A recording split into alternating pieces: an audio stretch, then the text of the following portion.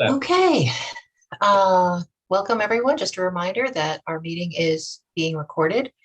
To get started, I think it would be helpful today we have several guests joining us. So if we could all introduce ourselves, I think that would be really helpful. I will start. My name is Maria Morag, and I am the chair of the Tompkins County Community Health Services Board and a local psychologist.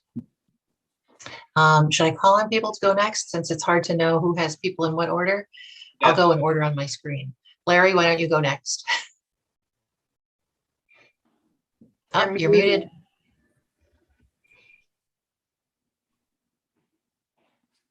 I'm Larry Roberts. I'm a member of the Community Service Board and the chair of the Mental Health Subcommittee. Paula.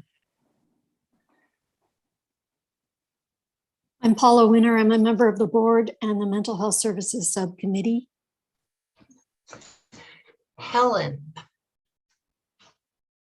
Hi, I'm Helen Kaplan, Clinic Director at Alcohol and Drug Council. Harmony. Hi, I'm Harmony Ayers Friedlander, the Deputy Commissioner of Mental Health and Director of Community Services. Sheila. Hi, I'm Sheila McHenry. I'm a member of the Community Services Board and the Developmental Disabilities Subcommittee. Jessica. Hi, I'm Jessica Jansen, and I'm the CEO at CARS. Katerina. Yeah, hi, I'm Katerina Waymeyer, and I'm the nurse manager at the CARS Methadone Clinic. Marley. Hi, everybody. I'm Marley. I am Jared Brooks's sister, who we'll be talking about today. And my parents are John and AJ, who are experiencing some technical difficulties right now. So they might introduce themselves in just a second. Cool, thank you. Jan. Hi, I'm Jan Lynch, a member of the Community Services Board and also a member of the Mental Health Subcommittee. Samantha. Hi, I'm Samantha Stevenson. I'm the Director of Operations at Reach Medical. Elise.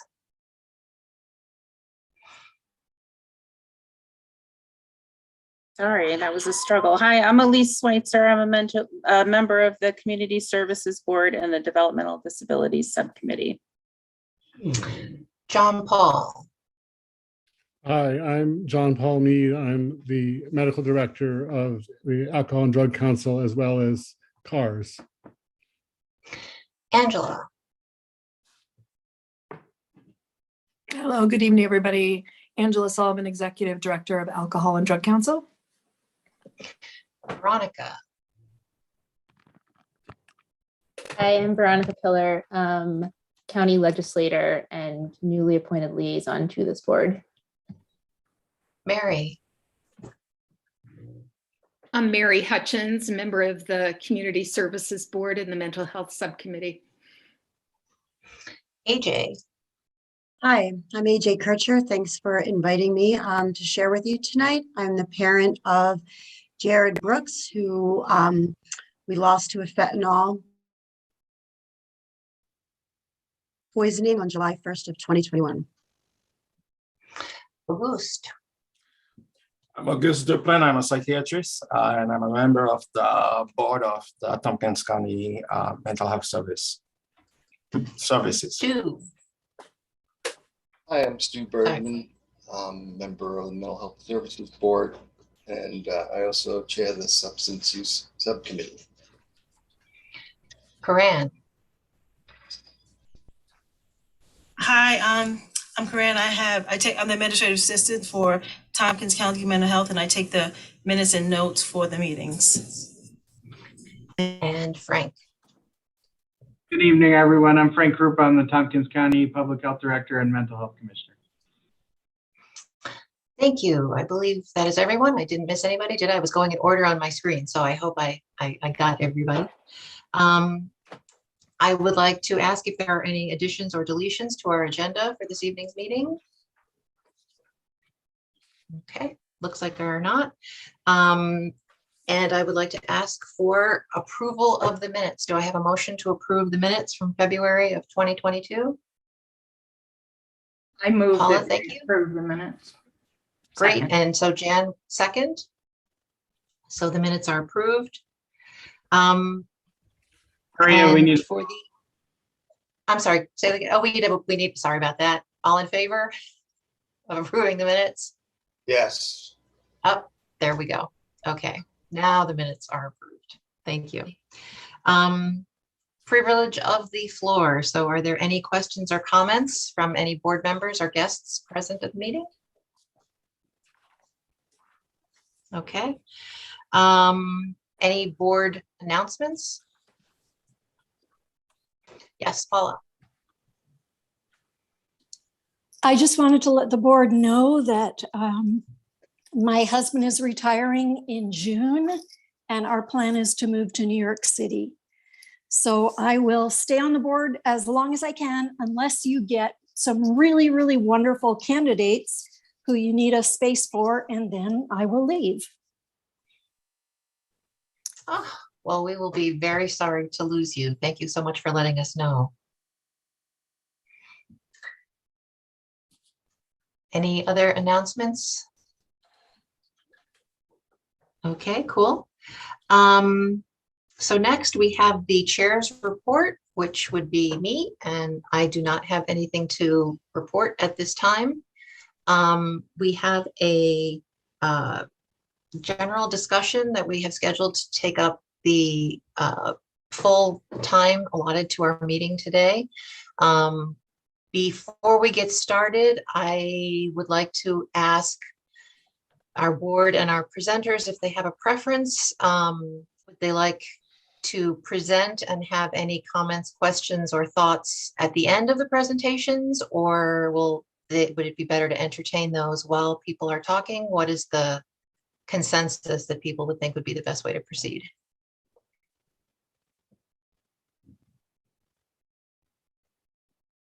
Okay, well, without sounds like yes. Sorry, Maria, I don't want to speak for everyone, but I mean, I think it might be nice if we could hear from AJ and Marley, you know, and allow as much time as they feel they need, and then maybe have a discussion afterward if that works for them.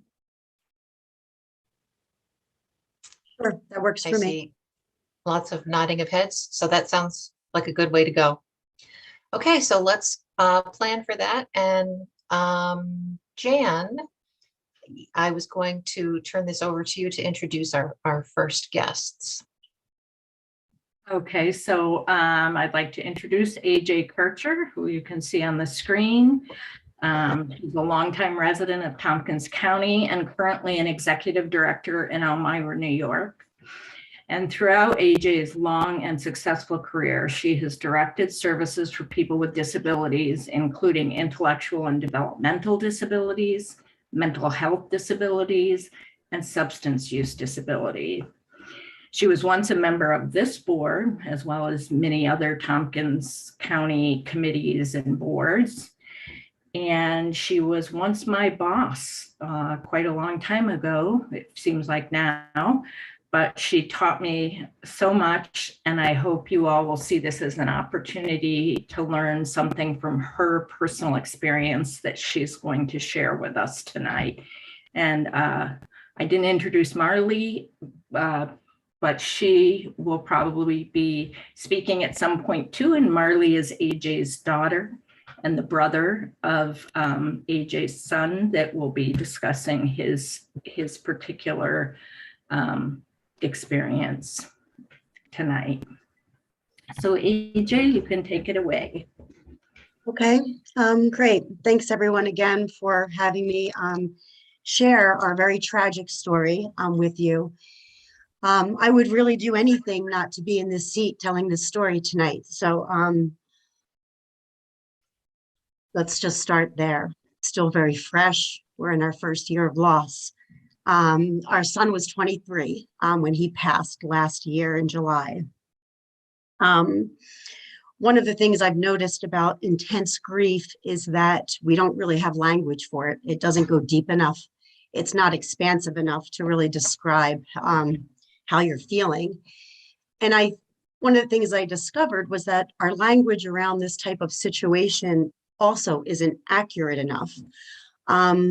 After several times explaining that Jared overdosed, it just never sat with me right. And I started realizing it's actually the wrong terminology. Jared was very, very unlikely to overdose as a recreational drug user, with cocaine being his drug of choice, and having recently come out of an in-treatment facility. Very low level. He was one of those users that kind of went under the radar for many agencies because, you know, he presented as having everything together and good network of family and friends. And so he wasn't looking to set out to have a rager even of an evening. I believe this was his first slip out of rehab. And I'll get to the specifics of kind of that when I talk about just kind of what some of our experience in trying to get Jared the help he needed through his formative teenage years. But part of why I'm also here tonight is that we know there's a lot of stigma around overdose and use and abuse and addiction. And I know this because in losing Jared, I've had several moms approach me and share personally that they lost their son or daughter to an addiction, but that's not the story they ever went public with. That's what they kept to themselves, but only shared it because I was now someone in that community. And that was devastating to me, because while I understand there's stigma around addiction, we've got to be talking about what's happening in our own communities. So it was just heartbreaking to know that parents not only suffered the same pain, but they suffered so much shame that they couldn't share it. And so I'm sharing this for some other parents who might not be able to bring their voice to the table. I also recently joined a local support group called Compassionate Friends. It's a very great group, but you don't want to be in that club. It's bereaved parents who have lost their children. It's a local group. And I've only been to 2 meetings, one in December and one just this month. And in that group, I've now met 4 other local parents who have lost their son and daughter to the same circumstances, one of them being identical to Jared's loss, which means their son or daughter was reached out for a drug they weren't familiar with. That drug was actually Percocet, and toxicology reports showed no trace of Percocet in the system. And that's kind of what happened in Jared's situation. Jared clearly was a victim of the pressed pill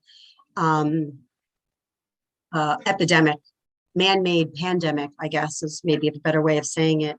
Jared was certainly a victim of that movement, and that movement is huge, and it's growing, and it's making a lot of money, and it's connected to a lot of violence. So if we don't think we're seeing the overdoses locally, I might challenge you to look at the violence and ask, what is that all about? Because I would say there's probably a fair amount of that that's connected to this pressed pill situation.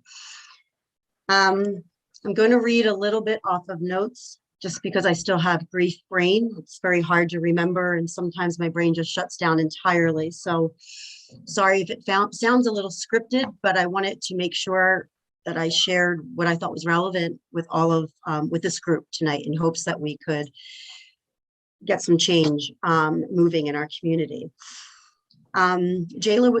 Jared was a pretty average teenager, very, very athletic, multiple sports at one time, big friend group. Some of you also may know that Jared was in a relationship quite young, 14, I think he had his first love. And that relationship was with a girl named Layla Dietrich. There was a big movement around Layla. Some people, the movement was called Live Life Like Layla, because Layla was diagnosed with a terminal brain cancer at 15, right about the time my son had met her. And they went on to have a relationship for 2+ years before we lost Layla to her cancer. I think we lost Layla to her cancer in 2015. Jared was just about 17. And at that time is when really a lot of recreational use for Jared started beginning. A lot of it was pot, occasional hallucinogenics. So recreational use was becoming very obvious, but we also started seeing some increase in isolated use. Like he was using alone, and that was more of a troubling and disturbing sign. And then we're also talking about a 17-year-old who's really drowning in an unbelievable amount of grief that his friends cannot relate to. Hardly anyone could at that stage of the game. So of course we got him connected into counseling and really tried to find a good match for him so he could work through and start processing some of his grief. But in the years that kind of followed, that Jared, his use continued to increase, and we saw the cycles of, more and more cocaine being kind of the drug of choice. Jared had tapped into, for at least assistance, almost everyone on that's representing an agency here tonight. He was a patient of Reach Medical. That was a recommendation for me that we followed. He tapped into the Alcohol and Drug Council for some time. He did not like that program. It was not a good fit for him. He had attempted to get involved with CARS. He stayed in that program for a while. I've connected him with Trinity. He's been involved with the peer program there until that peer left, and then he never reconnected with a new peer. But in all of those services, which I was grateful that I have the relationship with Jared and that he would at least try them, I was begging for cross-system collaboration. I was begging that somebody look at his mental health along with his addiction, along with his grief. I have letters in 2019, and they're hard to look at because I'm really pleading with people like, hey, I need you all to get on the phone, because this kid is slick and he's taken little pieces of everything you're telling him. And some things that were being told to him were actually very much in conflict. So mental health was trying to prioritize working on mental health. Addiction agency was saying, we'd like to see you a year sober before we, bring anything else in. So here we are, finally connecting the resources, but all the resources are saying something different. And Jared is 17. And what happens at 17 to 18? It's no longer a minor, right? So now my desperation, I don't stop. I still continue writing to all of these agencies saying, you don't have to get back to me, but you need to know something about my son. You need to know this. You need to know that we're in July of 2019 and he hasn't had a sober week, right? So he needs a psychological eval from Reach Medical, because I'm getting ready for treatment. One day this kid's going to say he's ready for residential treatment, and we want that psych eval completed. We never got that far with the services. I don't think there was ever a psych eval done. And I'm not saying any of this tonight for any blaming or shaming of anything. I appreciate every resource that we have access to, but at the end of the day, they failed our situation and they failed, my son. That whole time period, 2018, 19, 2000, early part of 2020 was just a constant fear for Jared's future and frustration by his relapses. You get these little strings of things going well, and you kind of could put your, kind of could feel safe, and then it all started all over again. But increasingly, this was becoming a bigger and bigger problem. And now we have 2020, COVID enters the picture. 2020, in my memory, was I felt fortunate. I had my daughter Marley back home from the West Coast because of the COVID situation. Her boyfriend joined her. Jared was back home, mostly because he couldn't hold a job down anymore. So I was also pleading with the employer, please give him another chance, please give him another chance. Finally, he had too many chances and he lost his job, so he was back home. Using in one house under that structure of all these people who loved and cared for him became increasingly more difficult. One day, Jared woke up and said, I'm ready to go. I'm ready to go. I couldn't believe it, because the more I pushed Jared to do in treatment, the more he resisted. And it was that cycle of just needing to find that balance to not break the relationship. So Marley and I quickly got on the phone and we found a vacancy within, 6 hours or so. And within 12 hours, we had him in Massachusetts for an inpatient program. I know in my heart, if it would have taken any longer than that, he wouldn't have gone. If we had to wait one more day, he would not have gone. And I know too many people who have to wait one more day. So we felt super fortunate. Jared, when I dropped him off at the rehab, he said, "Mom, I'll be home in 30 days. And I said, "Okay, that's fine." He stayed for 4.5 months. It was the one program that he finally started getting value. And one of the things he started opening his mind. Now he's what, a 20, 21-year-old. His mind's a little bit more open to different treatment modalities, but there wasn't a whole lot of options in the treatment world.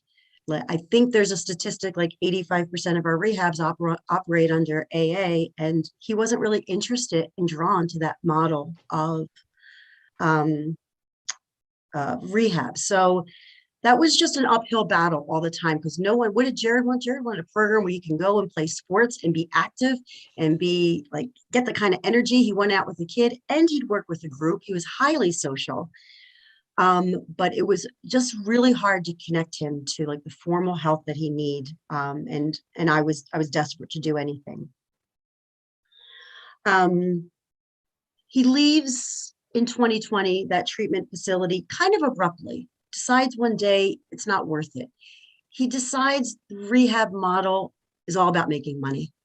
It's all another billable service. Every day he stays is another billable service. He's really irritated by this aspect of things. And I can see why, because 2 months after Jared got out of that treatment facility, he was hit with a $122,000 bill for drug screens, for which they charged, I can't remember, $1,200 or $1,400 every week for a drug screen. Last time I got a drug screen, it was $40. So, I don't know how we could be any worse of a system of like, congratulations, you're out of residential treatment. Here's what, here's your prize for that. So there were a lot of challenges coming back into this community, a lot of worry, a lot of fear coming back into this community. Jared comes back and he does relatively well. He does excellent initially, but then he realizes full sobriety really isn't for him. And so he begins smoking again, begins drinking again. And while they were red flags, he wasn't anywhere near his addiction of cocaine that he had been in. So for the most part, there was tolerance around that. And he had it. He's like, I got it. I know what I have to do. This is what I'm going to do. On June 24th of 2021, June 24th, 2021? No, 2020.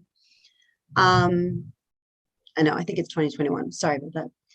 We celebrate a year of what we call Jared style sobriety. We meet up at the inlet on Cayuga Lake and we have a picnic together, and I get him a card and I write how proud I am. I'm so excited to see him have his life back together. He's working a construction company. He's got a girlfriend. He's moving in with his girlfriend. Everyone still has eyes on Jared. He still has very tight schedule, and there's still a lot of following up on him.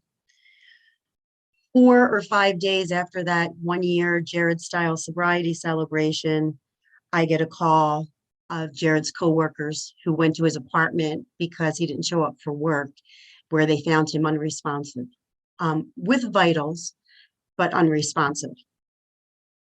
They Narcaned him. And they Narcaned him several times. He just could not be revived.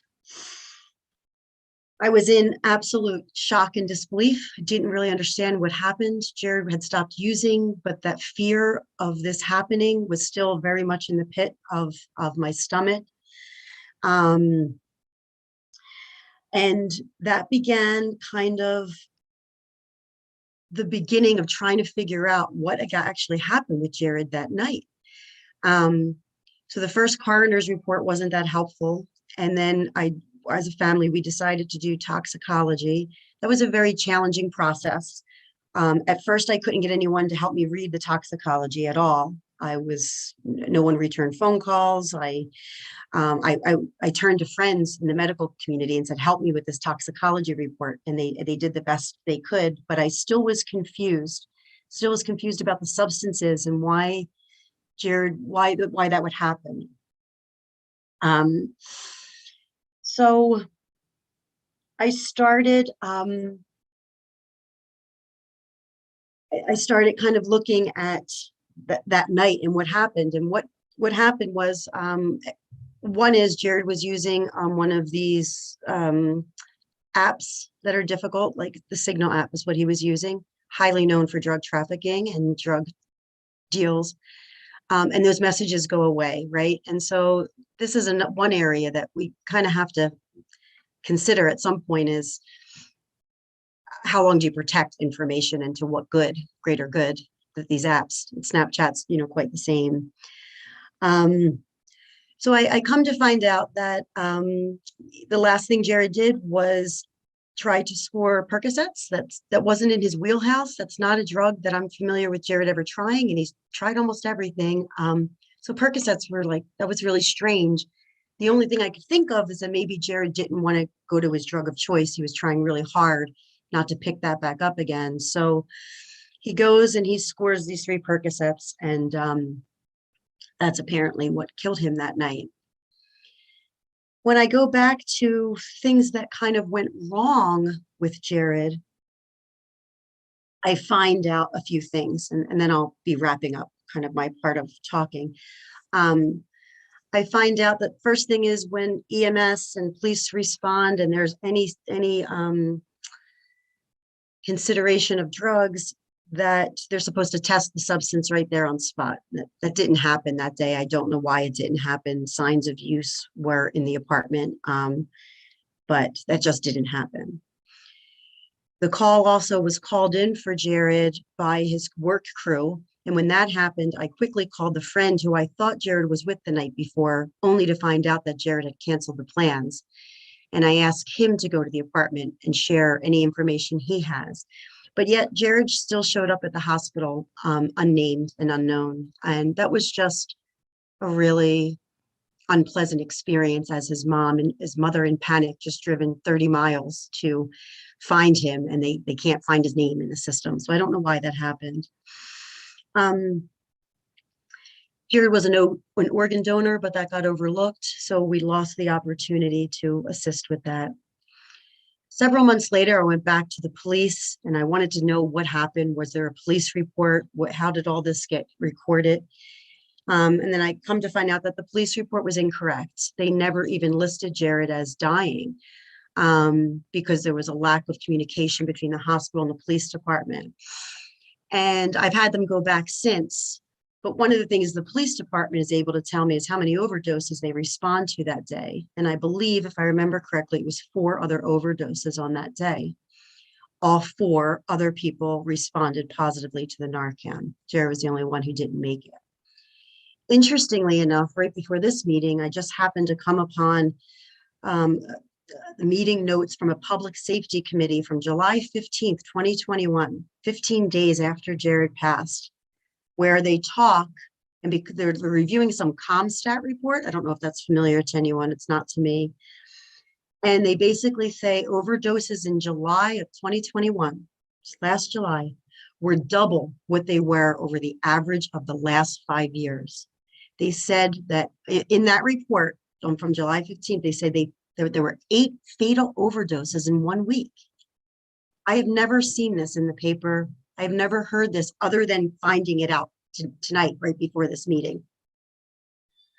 I was shocked that there were 4 other overdoses that day. How many overdoses do we deal with on any given day? I don't know the answers to these things. I still don't have a copy of the police report. That's another thing. Also, in talking to people like the medical examiner, police department, hospital, There was very high instances of cocaine laced with fentanyl this summer. It was known in the agencies. It was probably known through all the drug agencies, but yet I don't think we ever issued a community alert that that was circulating. At least I haven't seen one. And then right behind that wave of the cocaine laced with fentanyl is this whole pill issue, which is huge and so much easier to distribute. And so I was disappointed in that. Every agency seemed to know we had a spike, and that's what we were seeing, and it was a trend, but it never hit a headline. To this day, I know the person who sold Jared those drugs. I know the name, I know the address, I know the phone number. I have no traction over any interest in anyone wanting to pursue that. I've been told by the police department, I'm working specifically with the narcotics unit. I've been told that our DA is really light on prosecuting, isn't going to prosecute a, pardon the very offensive term, a one and done. And I say, why not? I mean, if we can't put prevention and treatment and intervention and prosecution together, we certainly are going to lose this battle. And there's going to be a lot more unnecessary deaths that happen in this community, for sure. So I guess as I walk this grief journey, I have so many questions of like, how do we know? How are we working together? What are we doing about trends that we see? These manufactured pills, by the way, if you just look up fentanyl pressed pills, you'll get great information on it. They are in every form. You want Xanax, it's fentanyl. You want Percocets, it's fentanyl. Adderall, it's fentanyl. It's so common. And the money to be made on mixing it and making it stronger is just too enticing. We're going to have a very difficult time keeping this out of our community. But yeah. Didn't you say that he actually didn't even have any Percocet in his system? Right. On the toxicology report, he didn't have any Percocet. He had 20 NGs of fentanyl. I don't know where that's at. From the person I spoke with recently with toxicology, they said basically Jared's profile, his toxicology profile is that of a recreational user that night. However, he had no tolerance for opiates. So that little bit of fentanyl that might be fine for somebody else was enough to take him out. His last phone call that night was at 11:30 at night, and he was found, I think, at 9 in the morning, again, with all his vitals. But they couldn't bring him back. So yes, and then also in the toxicology was cocaine. But when I looked at Jared's, I mean, I've done a lot of detective work on this. When I look at Jared's conversations and communication, I don't see where he's asked for any cocaine. I don't see where he's reaching out for that. I see that he's reaching out for these Percocets. So when it comes back around to it, I think, and he also bought 3 of these Percocets, 3 30 milligram Percocets, what he was looking for. I don't know why. When I come back around to it and then look at the pressed pill thing, I think that cocaine that was in his system was also in that pill. I think it was just those 3 pills because there was no signs of Jared doing cocaine that night. And I know what all those signs look like. There was signs of Jared using a knife to cut up pills. So didn't have the normal scene. And so I believe that it was those 3 pills and nothing else that cost him his life. I think the only other thing I can say is in looking at the data, I think we only have data available for the first half of 2021 right now. So Jared isn't even counted in the statistics in the opioid. But if that 8 fatal overdoses was correct in the public safety meeting, that's certainly going to put 2021 at the highest rate of overdoses for Tompkins County. But overdoses aside, if you look at the use of Narcan, we're Narcanning an average of 13.5 people a month. So that's unacceptable. And just like the information I look at, 2 months after Jared died, the DEA puts out an issue advisory issue in September of 2021, basically talking about the pills, the pressed pills, how easy they are. It's a $15 little thing to create your own pressed pill. And that the DEA had already confiscated 9.5 million counterfeit pills, 9.5 million counterfeit pills, and 2,700 firearms in connection to those pills. So this is a growing dangerous business on many levels. Other than that, my gosh, it is really stormy outside right now. Thank you. I wanted to, I want that story to be out there, because at the end of the day, I guess I'm still wondering why no one cared about Jared. We all should care about someone like Jared, and when he was found, even by EMS, he did not have the look of a serious, strung out addict. He probably was the epitome of health for his age. He had just joined all of the soccer leagues he could possibly join in the Tompkins community, all the adult leagues, because he was a really good soccer player. So what are we missing, and what do we have to do, and what can we do to prevent any other parent? There's also one of the parents that I met on those Compassionate Friends. I said her son's situation was identical. He got his drug, his Percocets in Syracuse. So she lives in Dryden, but he was in Syracuse at the time. So we're still talking not communities far apart. I pretty much would say that probably were likely the same batch. There was also Percocets, and no Percocets in his toxicology report. So very identical frame of things. So I would like just to see if Marley wanted to add anything. Marley's also pursuing her career in substance abuse and recovery. So this is, all of this hits home in so many ways for her. But Marley, did you want to add anything? Yeah, oops, hold on one second. We can still see and hear you. Okay, my computer screen went blank for a second.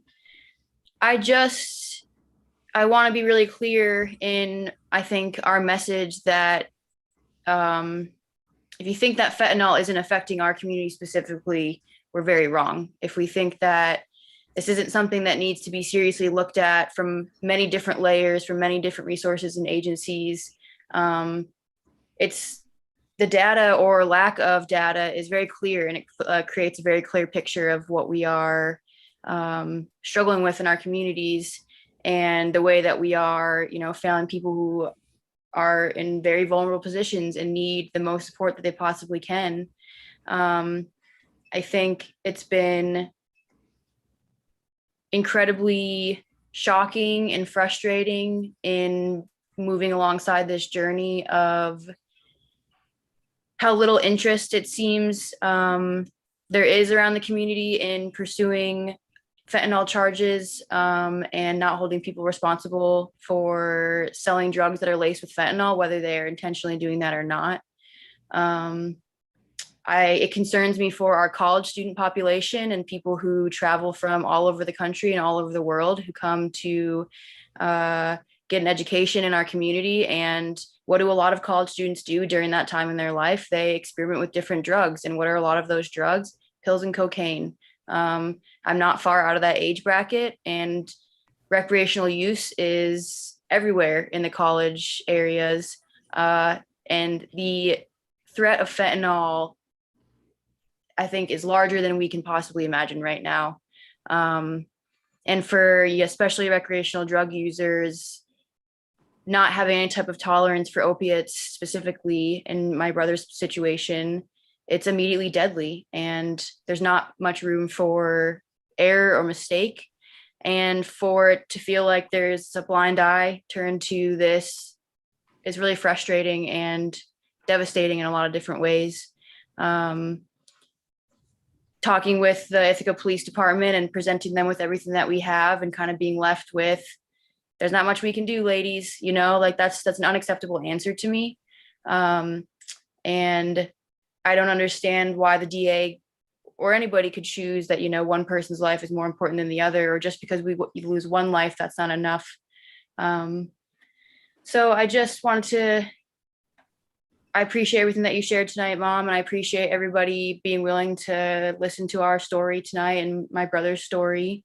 I've been working in the recovery industry for 8 years and pursuing my master's degree right now in clinical social work.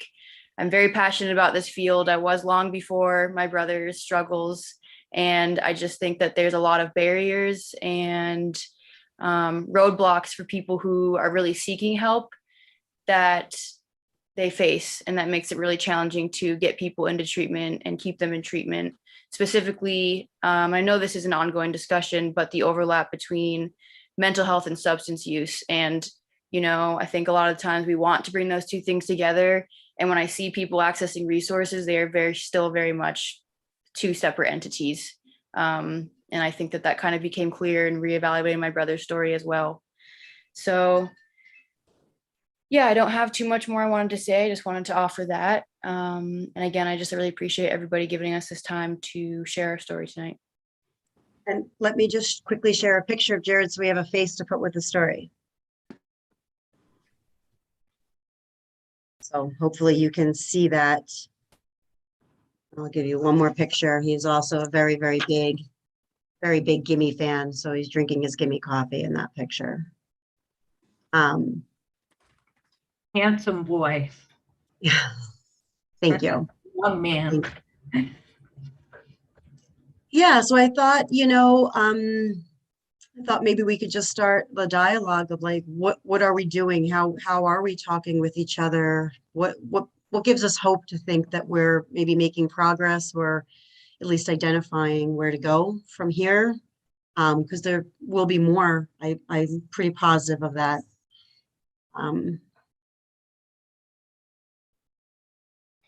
Like Shauna has her hand up.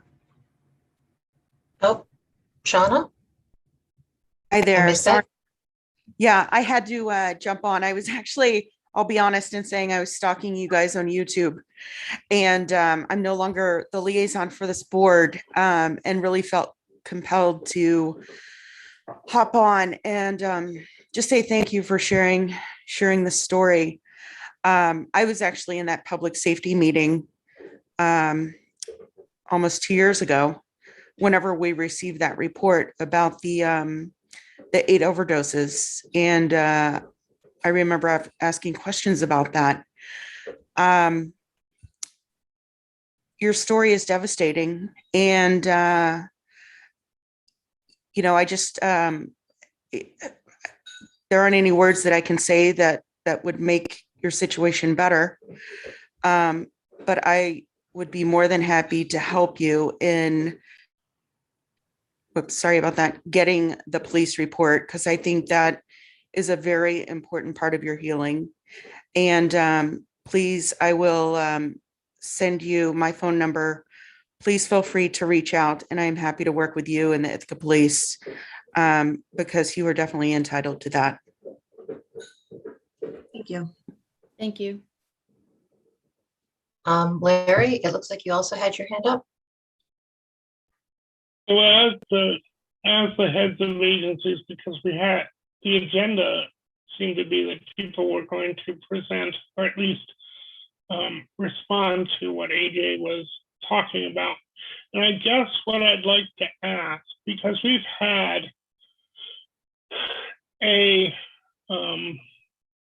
dual recovery substance use mental health coordinator for a very long time, and at the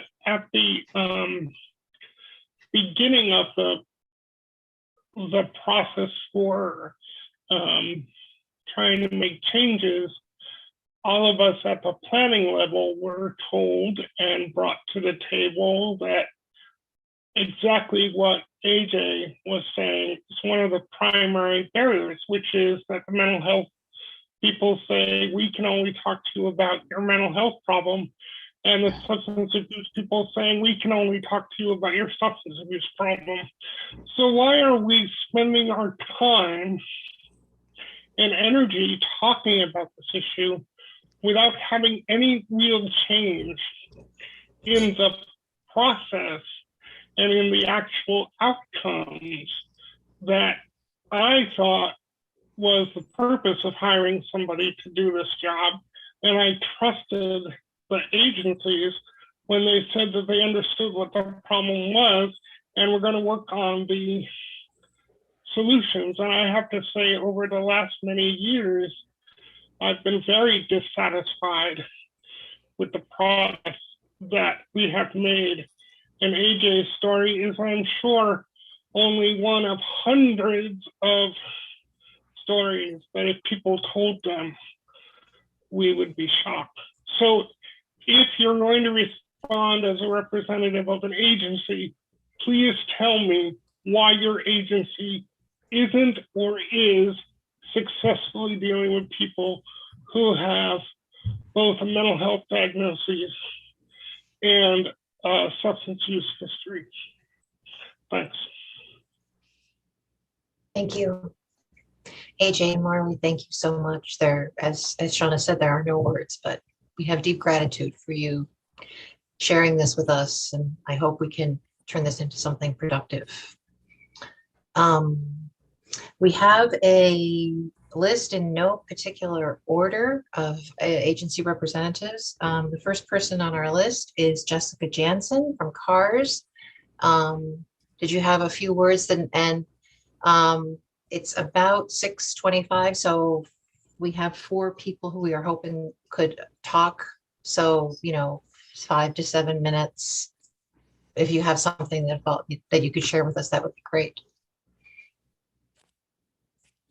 AJ, thank you so much for your story. It takes incredible strength to get through that and help us understand your perspective. I think I want to start by saying we need to do better. And I think that we know as leaders of the organizations that we need to do better, but we can't say that. We have to figure out how to do that. So in preparation for this meeting, I solicited some information from my counseling team and asked what they're seeing from the patient's perspective. And what the counselors were most concerned about right now is that there is seemingly a tolerance developing. So a year ago, patients were unaware that the medications that they were taking or substances that they were using were laced with fentanyl. And right now they know that they are, and they're recognizing that, and that's scary. Patients are also reporting that they are getting addicted far more quickly and having a harder time controlling their use. I'm going to pull up my notes just so that I don't miss anything. Bear with me a second.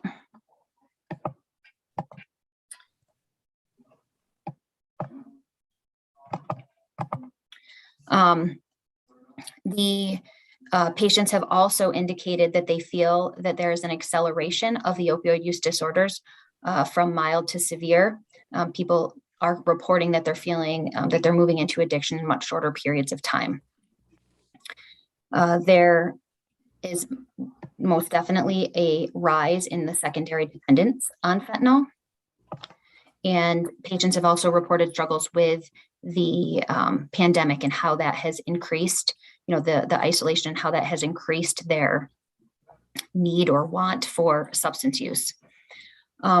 The counselors talked about concern around the increase for Narcan. So Narcan is available now, but the demand for Narcan has actually increased as well.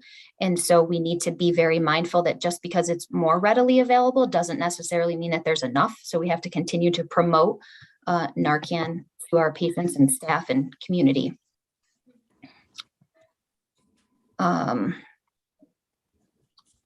The clinicians, on average, are indicating that most clients are aware that they're taking fentanyl.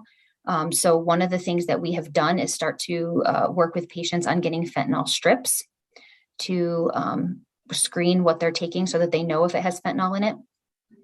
And we're hoping to actually be able to give them, and I think Reach might be doing this already, but give them rate from CARS so that they have the fentanyl strips to take with them if they ask, and encouraging them to take the Narcan with them from our facility more regularly. So those are some of the things that we're seeing. AJ, I think you're right that we as a community are not from a data perspective either. I don't know that we have enough information that is out to our patients or even our staff for that matter. So doing a better job at getting that information out is something that we need to prioritize as well. I think listening to you talk about the data you have access to and what you're looking at, I think that resonated with me because that should be way more current and is not reflective of what's happening right now. Looks like it's about a year behind or almost a year behind. So Kat, while you're on, I think you're still on here. Is Katerina still on here? Or did you get kicked off again? No, she is. Do you have anything to add to that? So Katerina works in our opioid treatment program directly with the patients. So I just want to give you an opportunity to add to that. I'll just run through quickly. Thanks for sharing your story. I'm very familiar with it. So with the opiate treatment program, we have the methadone clinic. Our organization also does, Suboxone, Subutex, Sublocade, and other MATs. But what's interesting, I think the opiate treatment program tells us a lot. So what we're seeing is virtually all the clients are using fentanyl. Everybody's testing positive for fentanyl. We don't see heroin. It's interesting, the language is changing, whereas we used to ask like how much heroin are you using. Now it's just normal to say fentanyl. How much fentanyl are you using? The clients are reporting that it's very difficult and they're very unsuccessful at getting on Suboxone on their own. They notice that trying to do that, they report precipitated withdrawal symptoms. People have tried, and it's harder. It's harder is what they're saying than it ever used to be. We're seeing an increase, and I think this may have a lot to do with the pandemic, but huge numbers of polysubstance use. So people testing positive for fentanyl as well as methamphetamine, cocaine, benzodiazepines are probably what we see the most of. Because I think the pandemic also, at least for the methadone clinic, there was, we lost a lot of accountability with the patient, with the clients. Regarding overdoses, we've had overdoses, and when I think of the overdoses we've had, most of them, interestingly, happen often out of after like short-term treatment stays. So going to detox for 3 or 5 days, even sometimes 28 days is just not that long. That we often see getting out of that, they use the same amount that they were using before, and it's overdose. And I think it's interesting also with the fentanyl, with people struggling to get onto MAT from the fentanyl. What I am seeing, which I'm hopeful about, is how successful we have been with methadone and the switch of people using fentanyl, getting on the MAT of methadone. It's much easier, and we've seen a lot of success at people reducing their fentanyl use significantly over a short period of time and then completely ceasing use. So, I also hope that we can be have that option for clients who are end up at other organizations, or people know that that's an option for them. So those would be the things I would add. And then just one other thing I noticed from your share, AJ, is you talked about that 6 hours to 12 hours of getting him in treatment. And I think about that a lot, about how in these moments of clarity or crisis where a patient says, I can't do this, I need something, getting them those same day admissions or same day help seems to be like a continuous barrier. So I hope that we can improve on, we're working on that in the methadone clinic about getting people in as fast as we can or on some kind of MAT. And then also there is a severe lack of dual diagnosis programs for patients in this area. Somebody who refers people out, it's increasingly harder to find anywhere where somebody can go with strong mental health programs built in. So I think that's most of the stuff I've been thinking about regarding fentanyl. AJ, do you have any questions for us for CARS? No, I don't think so. I think we just know that we have so much more resources being put into organizations, and I just urge us that we make sure we don't put them into the broken parts of the systems. You know, it was very hard to get an agency to meet Jared where he was at. Jared really wanted to walk through the door and have someone to say, "I'm so glad you're here today. Come in and tell me your story." And that was never really how it worked or looked or felt to him. And when I look at, you know, headlines of wait lists for mental health and substance abuse, it's just completely unacceptable. Even if we have to do layering of services so that maybe you don't get to see someone with 5 letters after their name initially, but you're doing some pre-work. No one should get turned away when they're ready to get that help. It happens way too often. And we were lucky to get Jared in the door, push him in the door. You know, but unfortunately, I didn't have as much luck getting all those systems just to get on the same page with him. Thank you for your information. That was helpful.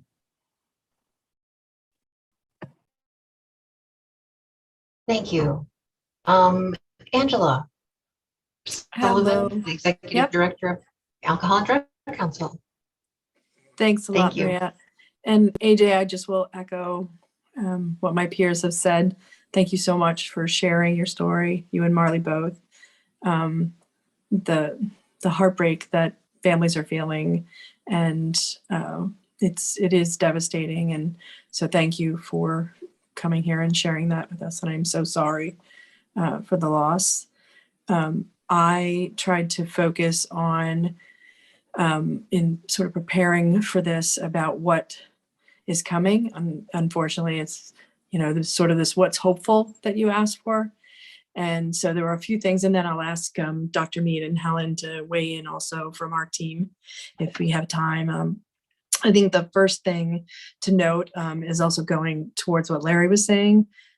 We at Alcohol and Drug Council actually are what's called Focus on Integrated Treatment. And I am not a clinician, so I will have Helen maybe weigh in a little bit about that. But we have since around 2013, 2015, we were recertified. The whole staff went through this training. So although we are not fully mental health licensed, right, there's all that regulatory stuff, which you understand. We actually did have a really strong focus on mental health, and it hurts, truly hurts to hear that that didn't work for your son, like that he didn't feel that or feel welcome. That is something that we need to go back and look at. But so that is something we really have focused on and continue to focus on.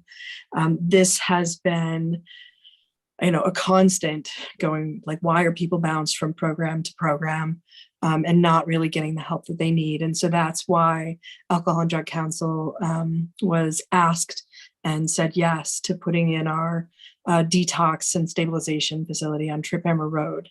It's part of a 3-part program where people will have 24/7 access to care and someone to greet them when they're ready, where they're ready. And so it will include a place where they can stay until that appropriate bed is ready. And it will include the broad array. One of the big key components of that are peer resources, which, again, I think, like you were saying, AJ, it doesn't have to be a licensed social worker or a psychiatrist.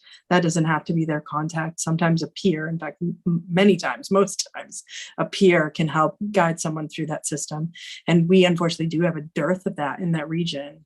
So that is why TC3 is pushing out credentialing classes. I will say Alcohol and Drug Council will pay someone to come and be our peer, and we will pay for their credentialing. So if you know people who are interested in being a peer, please send them our way. We actually have some of those resources you talked about from the federal government to actually train more peers, because we know there's such a shortage.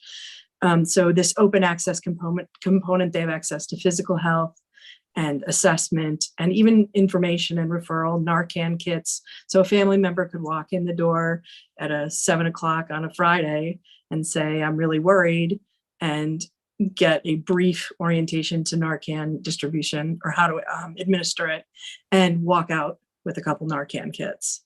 So like there's that piece of this.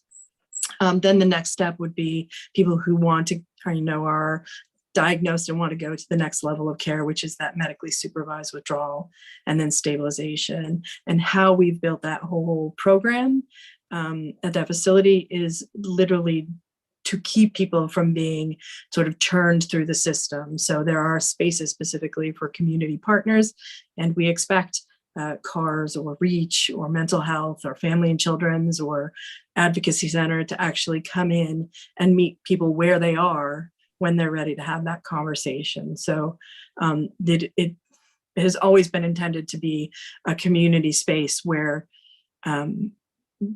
we all do sort of respond together and say, oh, you're ready? Here's all the things that are here to support you, and let's move you, let's keep you moving on your path. And then the other thing I will say is that more and more every day, both at the state level and local level, we're talking about integrating mental health and substance use, and with a much more progressive lens than lots of our surrounding communities and lots of other places. And so I can say for Alcohol and Drug Council, we do not have it yet, but we will be moving forward and looking for that integrated license moving forward. And we may not even have to, because maybe at the state, there'll be a single state agency. I see Jessica smiling. It would make all our lives as organizations better, and it would be so much better for patients. So there's that piece of it. I think I've sort of said my piece. I could probably go on because I was so touched, and I feel like I want to give more and more information, but this, I want to make sure the rest of my team can chime in. So Dr. Mead, I saw you unmuted. So do you want to go ahead and say something? Sure. And yeah, I will again thank you for telling the story. My son is one of my two sons is 25 and went to school with Layla and probably knew Jared. I was just texting him, asking him that. So there, for the grace of God go I, it's just amazing to hear the story. And it gives us energy, to hear these kind of things and get reconnected to the real suffering that's out there. And thank you, Angela, for describing the program, and Jessica, and Katerina for describing the CARS, offerings as well. I just would add that, I think I heard the word data a lot, in the discussion, and I also work for Cayuga Health System, and we have somewhat of an ability to, pull together organizations and get data about emergency room visits and admissions and deaths and overdoses and all this stuff. And we do see this as a priority for us, and we hope to be part of that. We're not part of the law enforcement. There's a lot of gaps there. But we are part of the health system overall, and we can pull even non-aligned organizations can all work together in a data system to get better data for the community in real time, so that we can know how to respond to things and get out alerts and get out information to people instead of having it so siloed. I also will just say the mental health piece is huge, and I'm a primary care doctor by training in addiction medicine now, and I would just say that a lot of my hours with patients are spent with hearing about their mental health issues, and they're doing well with their addiction, and so we're focusing on adjusting medications and getting them to the right therapists and stuff. So we try to integrate the best we can with the resources we have, but we need more as well, of course, for the mental health and the integration piece of that. Thanks, Dr. Mead. Helen, did you want to add anything? Yeah, I want to just say thank you. I remember actually seeing a picture of your son with Layla at the time of her passing, because I followed that, and your son's face, his image actually stayed with me because I remember wondering how that was for him. Like, I remember thinking, this kid must be going through hell. And so I just want you to know, like, I care. It makes me sad that he came, that, you know, he didn't feel welcomed by agencies. Like, that's actually really important, that there's a heart-to-heart connection. So if you have time offline at some point, I would love to hear more. We don't need to take the time here, but like, just hear more about that, because we want to do better.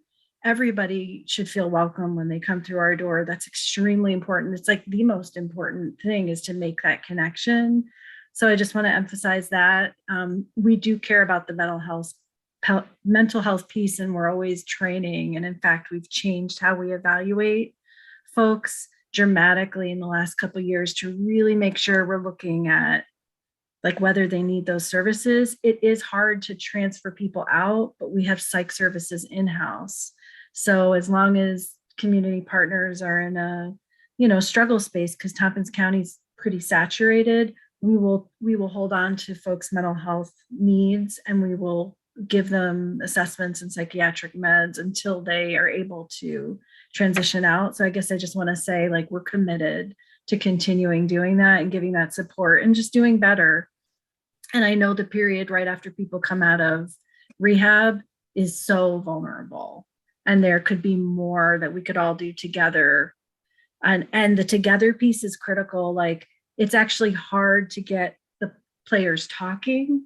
It's hard as a provider to get multiple agencies talking. So I can't even imagine as a parent how that was. So we have to do better to actually work as a team, as a community, to stop this tragedy.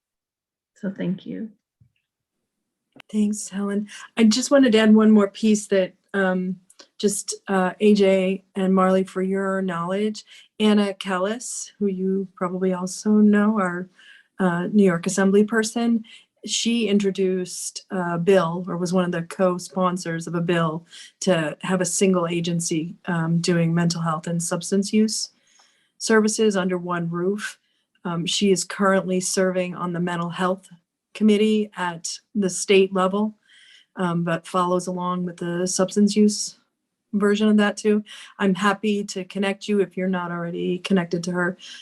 Just make sure you have an email or something because I'm sure she would want to hear your story, and she would want to, hear your perspective. So offline, you can, however you want to do that, I can make sure you connect with her. So having worked with the state agencies, Office of People with Disabilities, and the mental health and OASIS in my professional career side, I'd love to see that as well. I was very thrilled to see the harm reduction piece come under OASIS under the last funding stream. I think that's really great. We need just as many models as AA.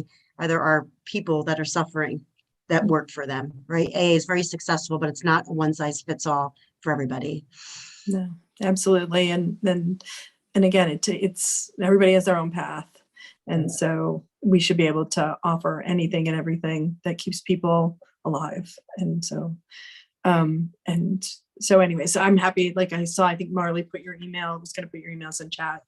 I'm happy to connect you to Anna to see if we can't do something more about that. So, because it's bigger than Tompkins. I wish we could solve it all right here, but it's definitely bigger than us. So thank you. Mm-hmm.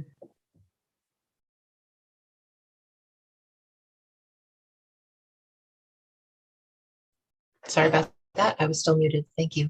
And next, we'd like to turn to Samantha Stevenson, who is here as Director of Operations of REACH. Thank you. AJ and Marley, I'm so sorry that you have to grieve this. loss in the first place. And I'm especially sorry, representing a service provider, that you have to spend some of your time grieving, also advocating, and talking about the things that could have gone differently. No one deserves any of that. So my hope is that we can come together as service providers and have some really tangible outcomes, and action points from this. I will say that, to echo what a lot of the other service providers have said, it is taken so seriously and deeply to hear that anybody could have potentially felt unwelcomed, or unmet, or not valued or validated. And I would love to connect with you and learn more offline as well. And also, to echo what other people have said, is these big systems kind of control how addiction treatment medicine has to operate. And you're bound in certain ways to the service that you can and cannot deliver. And if those overarching umbrellas don't budge, you kind of have to operate in the best you can and provide the best services possible. And I know for REACH as an organization, we wanted to be that additional harm reduction service provider, which meant at the time, 4 years ago when we opened, that nobody wanted anything to do with us as far as the overarching treatment model, because harm reduction kind of wasn't recognized in a legitimate way at that point. And so since then, all of this is to say that changes have happened, not enough, but we have recognized these gaps in care, as far as bringing people together, for bringing service providers together and having those conversations. We've hired an entire case management team, and every patient of ours gets assigned a case manager, and a full care team. And this is pretty new, because the reality was we couldn't afford to do it before then, before these power shifts kind of changed. We recognized these huge gaps in care. If people were working on substance use, sometimes it's too big a mountain to climb, and they would get frustrated or fatigued before we could get the story about their mental health out. So now we have these case managers that work with them, as best as they can, and get the consents that we need signed and sent, so that we can kind of bring everybody together as a team. And that is something that we want to do. We want to continue doing and doing well. It's something that we recognize the need for, in the past. As far as Narcan goes, we put in a Narcan script for everybody. We also have Narcan on site all the time, and anybody can walk in at any time, like Angela said, and get that. We also have fentanyl strips, that we'll hand out to patients, community members, anybody that wants them. We have fentanyl in our urine drug screen tests. To echo what everybody else has said, fentanyl is everywhere. Everybody's testing positive for it. It has become the norm, and it's really scary. And I think the last thing I'll say is we have completed the workflow around the same day intakes for treatment. So, and although we're an outpatient facility, we would lose engagement too if people would call and say, I'm ready for this kind of help. I think harm reduction is the model that I want to get help. If we would say, okay, we can see you in 6 days, we lose them. So now we do same day buprenorphine intakes. We do same day behavioral health intakes, same day counseling. We do integrated counseling so that you can kind of just we can go from one appointment to another seamlessly, but it took a long time to figure out how to fund that. And we still have a long way to go, and I'm dedicated. I think we're all dedicated in continuing to find better ways to meet people where they are. Thank you for sharing your story. Thank you. And, of course, I hope we're always pushing for improvements, because we need them as people, because we're always changing and developing ourselves. But I also just want to make sure we remember that Jared was not an opiate user. Jared was not looking for fentanyl. Jared did not want fentanyl.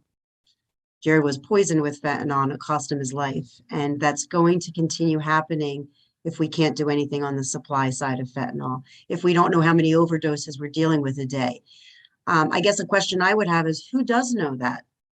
Who's responsible for, if I want to find out how many overdoses happen a day, who do I call? Jump in here. There is a state notification system when there is a spike in emergency room overdose that comes. It actually comes to the health department. Generally, a spike for us is 2 or 3 overdoses because our numbers are still very, very low. That data is usually a couple of days delayed when it comes to us. And as you've heard described, we don't have a good system of alerting if there's something going on. Generally, law enforcement knows before we do because they're responding to those. And so, you know, there have been attempts in the past to try to gather real-time information. We had a program called ODMAP, which was designed to do, you know, kind of what you're describing is in real time, identify if there were issues that, quite frankly, we were not successful with. And it's a failure on our end that needs to be addressed further. So it's hard to say who do you call to find out how many overdoses there were today. There isn't a repository other than through the different mechanisms of responding agencies. And the challenge is that, you know, for our county, it could be multiple jurisdictions, right? So if it's not within the city of Ithaca, it could be the sheriff department or state police responding. So the short answer is there's not a real good way at the moment to get that real-time data. As far as, you know, over time, we do collect data, you know, just to add some context to support, you know, the experience you described in 2021. It was the highest year that we've had for overdose deaths with 25. Our previous highest year was 22 in 2017. And so it was a big year for overdose. I can also tell you that of those 25, 20 of them were fentanyl involved. So fentanyl was found in the toxicology through the ME program. So fentanyl is certainly an issue, and I think, you know, as we've heard described from some of the providers, there is almost an expectation that any illegal drug purchase will likely include some amount of fentanyl. And I think there is an opportunity, you know, as you've described, for us to do a better job of communicating that, you know, to our community so folks are aware. And I would just also share, you talked at the beginning, AJ, and thank you for saying this, that language matters, and it does. And I will tell you that unless we know that there was an intent to overdose, all of our overdose deaths are categorized as accidents. So we know that there are different situations that occur, and the one that son obviously is going to be example of, you know, how we can make an impact if we can get, you know, if we can get some influence and information out about that. So thank you so much for sharing, and I wish I had a stronger answer for you on where the data is and how you can get instant access to it, but it just isn't there at the moment. And I thought that New York State, and I know I have it in front of me somewhere, but I thought that New York State operated, they had a new task force that was put in, especially to bring agencies together around kind of the issue of fentanyl. And I thought I read somewhere that it was New York State's policy to investigate all overdoses as a criminal act. I would highly suggest considering such level of legislation. But I thought that was supposed to be happening in New York State anywhere. And like every day I wake up and I see some new rock star that died of fentanyl and their dealer getting prosecuted. And I think, well, great. And this is how common this problem is. But, you know, what do we have to do locally to let people know if you give someone something with fentanyl and they die, we're holding you responsible? Or are we not there yet, even in our thinking of that as a community? I'm not sure, but we need to start having the conversation, because without touching the supply side, you're never going to keep up with the demand side. It's not going to be able to. Thank you. I agree. This is Dr. Mead again. I'll just say that we did do an interesting program regarding people that are in the emergency room for any reason, including overdose or intoxication, who also had a history or not a history of the same, dealing with addiction issues and use issues. And we had a way of identifying them in the computer system in real time. And we had a nurse assigned, I think it was 5 days a week, to try to meet the people in the ER when they were recovering from the overdose, recovering from the intoxication, or whatever they were recovering from, infection, whatever. And if they were going home, to offer them same day, referral to one of the other agencies. And REACH and EDC were the two that were involved with that. And we also worked on following up people who came in over nights and weekends, the next day to offer them help based on the telephone numbers and things we had. So that was done in collaboration with Care Compass Network and funded through Medicaid redesign. And the data is still there. We can do this. We just have to have the will and the staffing, to make it happen. Another strategy could be, when you administer Narcan, you take a blood sample. It can be anonymous, but we don't even know what people are overdosing from. We have this common language of overdose, but I think it would be pretty telling if we were doing some level of analysis on the 13.5 people we're Narcanning every month.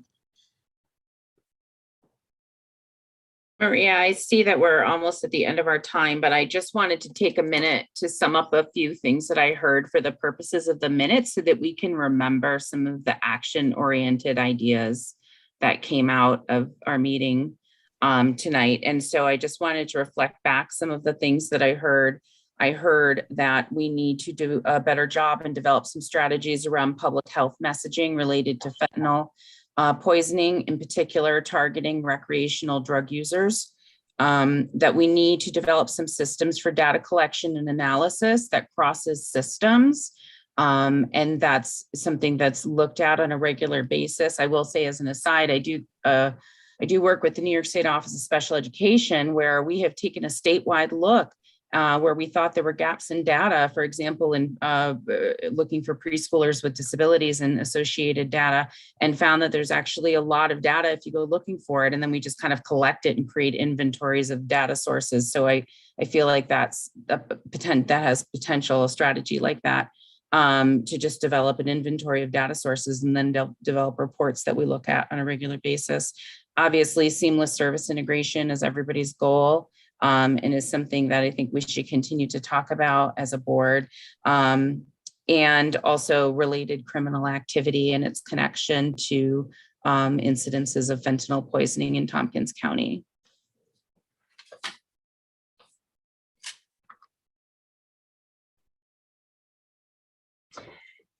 Thank you. I'd like to thank everyone, all of our guests today, for contributing personal and professional stories and expertise. I think it's been a really helpful and productive discussion. And I look forward to, Elise, thank you for coordinating that list. I think it is right on target and will help us think about moving forward, things we hope to recommend and work on and move toward. Does anyone else have anything else they'd like to add before we conclude our meeting? Yes, Larry. I'd just like to thank all the agencies for speaking frankly about your work on dealing with both mental health and substance abuse. And substance use, it shows me that there agencies are committed and there is some work being done. We just need, I think, to have a much more concrete sense of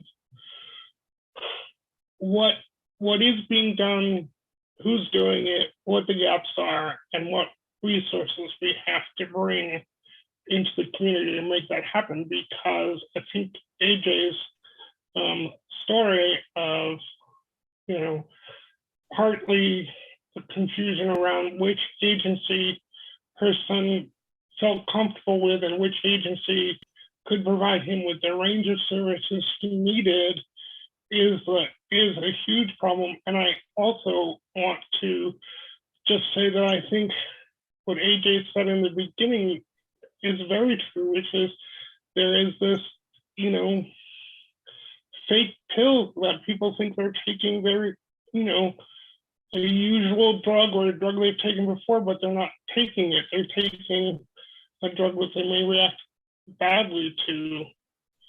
So I think that really needs to be part of our public education efforts on behalf of all the agencies.